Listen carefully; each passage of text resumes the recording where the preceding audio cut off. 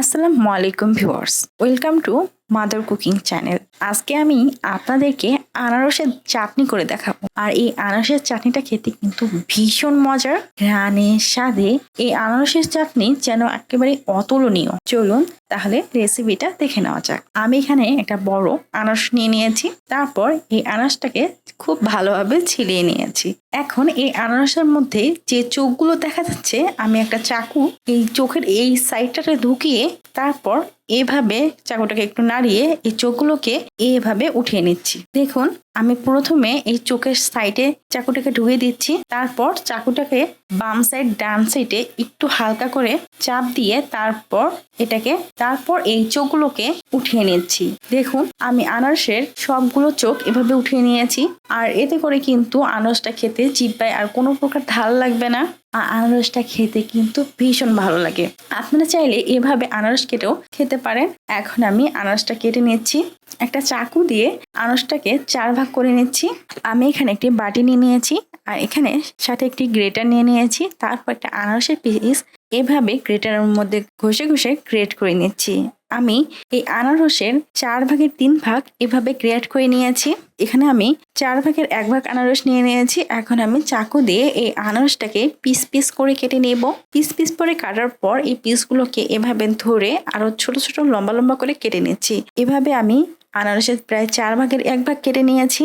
আর এগুলো আনারসের চাটনিতে দেওয়ার কারণে যখন চাটনিটা খাওয়ার সময় যখন এই অংশগুলো মুখে পড়বে, তখন কিন্তু আনারসের চাটনির স্বাদটা আরো বেড়ে যাবে। তাই আমি এগুলোকে একটু মোটা মোটা করে কেটে নিয়েছি।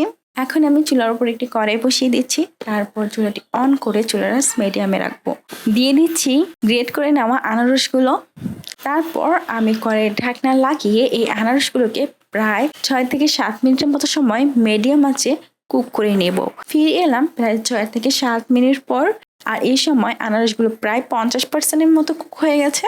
এখন আমি এর মধ্যে দিয়ে দিব ছোট ছোট করে কেটে নেওয়া সেই আনারসগুলো। তারপর এগুলোকে খুব ভালোভাবে নাড়িয়ে আবারও কড়াইয়ের ঢাকনা লাগিয়ে প্রায় 5 থেকে 6 মিনিটের মতো সময় চুলোর মিডিয়াম আঁচে এগুলোকে রান্না করে নেব। ফিরে এলাম আরো 6 থেকে 7 মিনিট পর। আনারসগুলোকে একটু নাড়িয়ে দিচ্ছি, তারপর দিয়ে দিচ্ছি চিনি 1/4 কাপ। আমার এই আনারসটাতে যেহেতু মিষ্টিটা খুব বেশি ছিল, তাই আমি কিন্তু চিনির পরিমাণটা কম ব্যবহার করছি। আনারসের যদি টকের পরিমাণটা বেশি থাকে, তাহলে কিন্তু চিনির পরিমাণটা বেশি দিতে হবে। আর আমার এই আনারসটাতে যেহেতু টক ছিল না, মিষ্টি ছিল, তাই কিন্তু আমি চিনির পরিমাণটা কম ব্যবহার করেছি। দিয়ে দিচ্ছি লবণ খুব সামান্য পরিমাণে, দিয়ে দিব চিলি ফ্লেক্স 1/2 টিস্পুন। তারপর এগুলোকে একটু নাড়িয়ে দিয়ে দিব কালো জিরা 2 থেকে 3 চিমটির মতো। তারপর আবারও এই আনারসটাকে খুব ভালোভাবে নেড়ে দিতে হবে। খুব ভালোভাবে নাড়িয়ে দেওয়া হয়ে গেলে আমি চুলার মিডিয়াম লো আছে এটাকে আরো 2 মিনিট কুক করে নেব।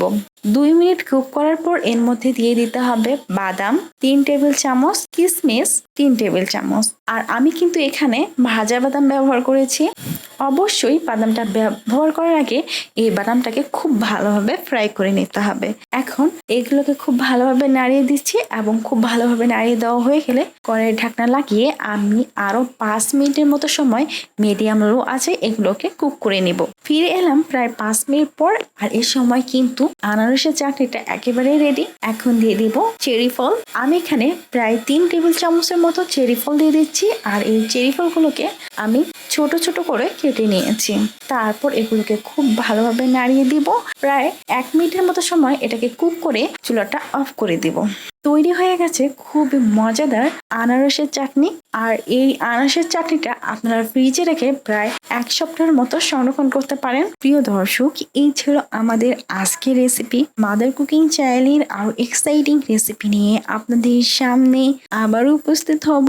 ভিউয়ার্স, আপনাদের সকলকে অনেক অনেক ধন্যবাদ জানাচ্ছি পুরোটা সময় আমাদের সাথে থাকার জন্য। আমি উইশ করব আপনারা সবাই ভালো থাকবেন, সুস্থ থাকবেন এবং মাদার কুকিং চ্যানেলের সাথে থাকবেন। এই চ্যানেলে নতুন হয়ে থাকলে চ্যানেলটি সাবস্ক্রাইব করুন এবং ভালো লাগলে লাইক, কমেন্ট ও শেয়ার করুন। ধন্যবাদ।